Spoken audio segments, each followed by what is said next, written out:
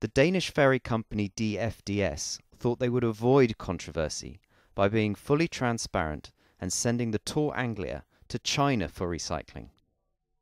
I was working for another Danish company where we had some very bad experiences with recycling. In 1998, a couple of ships from a state-owned company was recycled in India. It was beached there, and that became a scandal in Denmark, which lasted for a long time. So I had some experience with it, and therefore we discussed it, and we very quickly agreed that due to the image of beaching in Denmark and due to the way we saw it, because we have no experience with beaching ourselves, then we decided no, the ship was not to be beached. And we also had read the Hong Kong Convention papers, which have not been ratified yet, but we followed the recommendations in the Hong Kong Convention. So we had a green passport issued, and we used a certified yard, and we decided against beaching. So we sold the ship to be recycled in China, and we did not want to make anything that seemed to be hidden. We want to do it openly and fairly, and therefore we also informed our staff and some newspapers. They were informed about it. We did not make a press release, but we informed them so that it was public knowledge that we would recycle the ships and how we would do it. The ship was built without asbestos in the structure, so there was no asbestos found. The only asbestos that was found was in a spare gasket, but that spare gasket was brought home before the ship was sent for recycling, and we didn't find any PCB in the ship. The ship had its last commercial trip to Fujairah, and then we sent home some containers with electronic equipment. We sent the spare gasket home, and some of the crew members also left the ship, and then the ship went for recycling. The television decided to interview, before they made an interview with me, they decided to interview the chairman of the Danish Environmental Committee, the Danish Parliament's Environmental Committee. And I think that politicians in Denmark, they remember the cases from 1998 and also some that took place in 2005, where ships were sent to Alang for recycling, and they reacted spontaneously negative to it.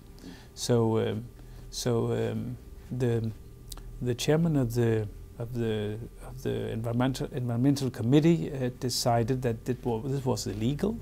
He stated it was illegal, and that he would demand that the Danish minister should explain the situation before the standing committee. He should appear before the committee to explain what was going on, and he was also asked to stop the case, to stop the sale of the ship for recycling. No one really cared about the fact that this was done according to the Hong Kong Convention. I think that due to the previous cases in Denmark, as I told you, from 1998 and 2005, recycling in itself has become a problem, an image problem, so to speak. So that was not taken into account, and the fact that the ship did not contain any asbestos or any PCB was also not reported. It was reported that a ship filled with hazardous waste, poisonous waste, was going to China for scrapping. They simply sent us a letter. They called us by telephone and announced that they would send us a letter, and then they sent a letter asking questions about the case. The questions were there any substances in the ship, like lubrication oil? We could say yes, there was. How much sludge oil was there in the ship? And we told them how much sludge oil there was, and they also asked us, what are you going to do with the lubrication oil? What are you going to do with electronic equipment? What kind of electronic equipment do you have on board? What are you going to do with it? What we did was that we sent them the green passport, and then we asked the questions that that could not be answered by the green passport. For instance, what is going to happen with the lubrication oil? That was particularly interesting to us, or we were mystified by it.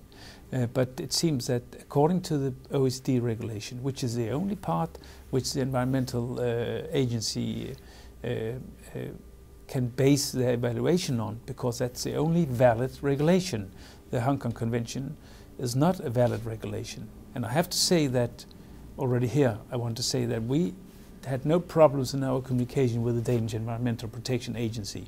They were professional and they were fair, but they simply had to follow the regulations in the OECD regulation.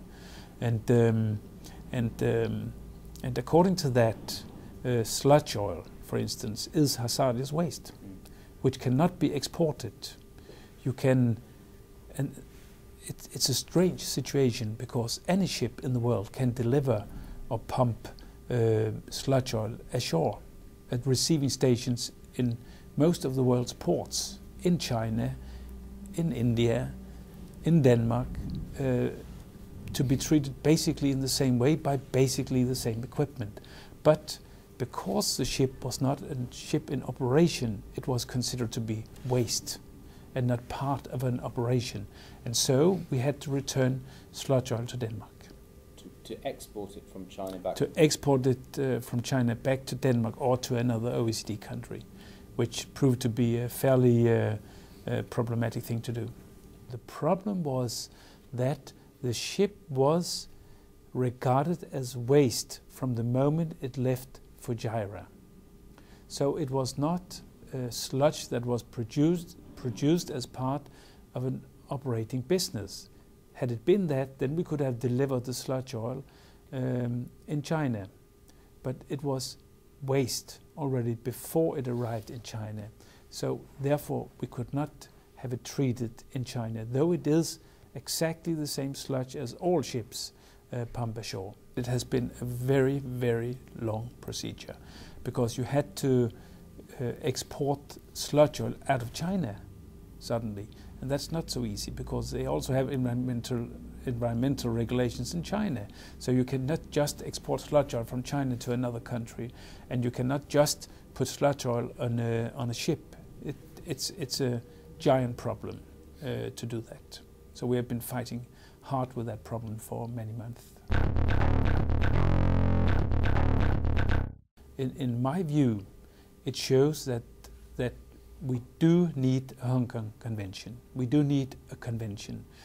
What we as a ship owner need, especially companies like DFDS, because we do it so seldomly, we need a regulation. We need a procedure which we can follow and say, we have followed this procedure, and then everyone will accept, okay, you've done that, then it's okay.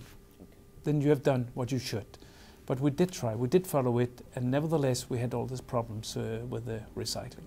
I would say you should consider it very carefully before you, from our hemisphere, send a ship for recycling outside OECD.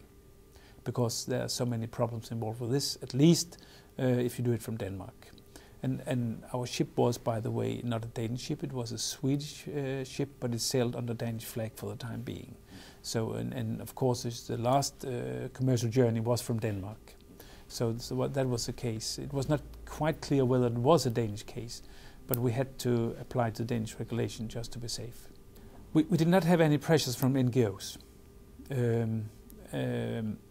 The pressure came due to the fact that it was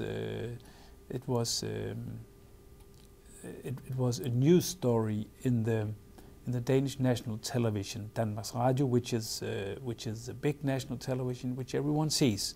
So it got a lot of attention in Denmark, and also because it was turned into a political matter with much attention on it. So what we experienced was a general negative reaction from the politician, not from the politician, but from politicians in the Danish parliament, which of course also makes it a serious case. You need a procedure which is accepted by everyone, because then the public will know, okay, they have done it according to the Hong Kong Convention or whatever it will be called.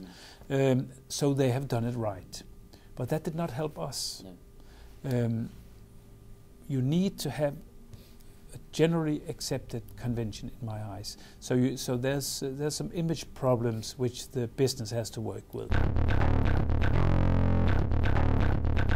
If beaching is to be part of the future recycling business, you will have a lot of work to convince the public that this can be done in an acceptable manner as regards the environment, because that is in general being regarded as not acceptable. Everyone can agree on the fact that that this is a problem for the shipping community, and I think what we will see is that if you cannot speak openly about it, if you cannot be open on what you do, then it is not being done openly. And then in order to get rid of the problem, many companies will decide, no, we sell the ship before they have reached the age where they should be recycled. But then they will certainly end up at, or they may end up at yards where they do not do it properly. That could very well be the result of it. Therefore, I think from the perspective of everyone, what you need is a generally accepted convention, which everyone accepts. And there, of course, I'm fully aware of the fact that you have to do a lot of work to convince the public, the NGOs, and everyone that this is the right way of doing it.